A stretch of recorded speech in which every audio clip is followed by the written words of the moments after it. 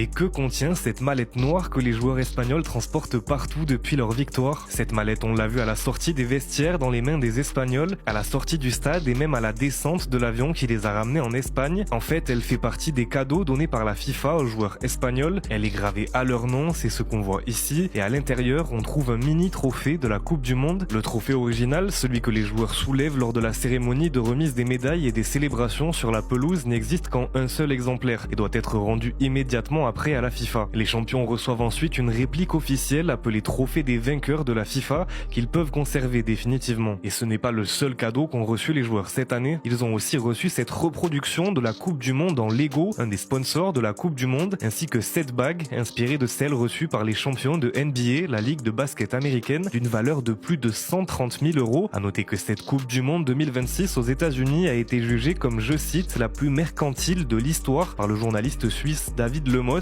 En témoignent par exemple les pauses fraîcheurs qui ont été instaurées dans le but, selon lui, de multiplier les espaces commerciaux au détriment du rythme sportif et des traditions du football.